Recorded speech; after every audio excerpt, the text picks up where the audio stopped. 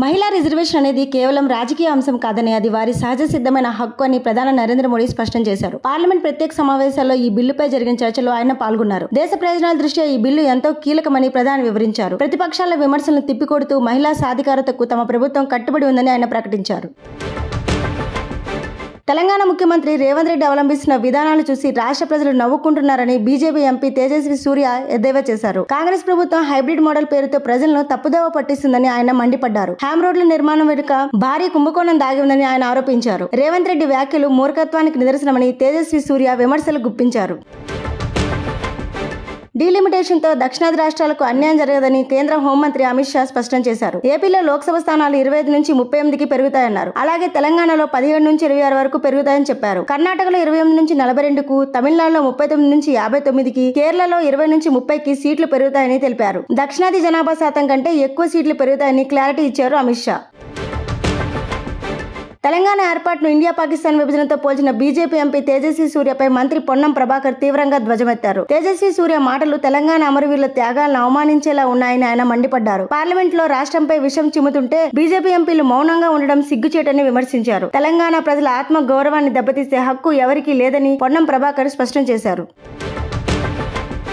తెలంగాణ జాగృతి అధ్యక్షురాలు కల్వకుంట్ల కవిత వారణాసిలో పర్యటించి కాశీ విశ్వనాథుని ఆలయంలో ప్రత్యేక పూజలు చేశారు. తన కొత్త రాజకీయ ప్రయాణానికి ముందు దైవ ఆశీస్సులు తీసుకున్నట్లు ఆమె తెలిపారు. మరోవైపు మహిళా రిజర్వేషన్ బిల్లు అమలు తేదీపై ఆమె అసంతృప్తి వ్యక్తం చేశారు. 2029 నుండి అమలు చేయాలన్న నిబంధనను వ్యతిరేకిస్తూ పార్లమెంట్లో పోరాడతామని కవిత స్పష్టం చేశారు. తమిళనాడు అసెంబ్లీ ఎన్నికల కోసం టీవీకే అధినేత విజయ్ అదిరిపోయే హామీలతో మేనిఫెస్టో విడుదల చేశారు. మహిళలకు నెలకు 2,500 రూపాయల ఆర్థిక సాయం, పేద యువతుల పెళ్లిళ్లకు బంగారం ఇస్తామని హామీ ఇచ్చారు. స్వయం సహాయక బృందాలకు వడ్డీ లేని రుణాలు ఇస్తామని విజయ్ ప్రకటించారు. రైతులకు సాగు రుణాల మాఫీతో పాటు పండించిన పంటలకు గిట్టుబాటు ధర కల్పిస్తామని ఆయన వెల్లడించారు.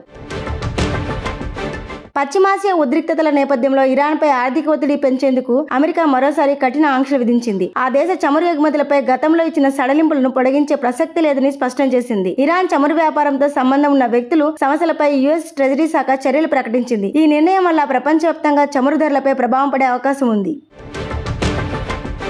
పశ్చిమాసియాలో జరుగుతున్న యుద్ధం త్వరలోనే ముగుస్తుందని అమెరికా అధ్యక్షుడు డొనాల్డ్ ట్రంప్ ఆశాభావం వ్యక్తం చేశారు. ఇరాన్ తమతో ఒప్పందం కుదుర్చుకోవడానికి తీవ్రంగా ప్రయత్నిస్తుందని ఆయన పేర్కొన్నారు. అయితే అమెరికా విధిస్తున్న నౌకల దిగ్బంధనంపై ఇరాన్ ఆగ్రహం వ్యక్తం చేసింది. ఆంక్షలు ఎత్తివేయకపోతే అంతర్జాతీయ వాణిజ్య మార్గాలను అడ్డుకుంటామని టెహరాన్ గట్టిగా హెచ్చరించింది.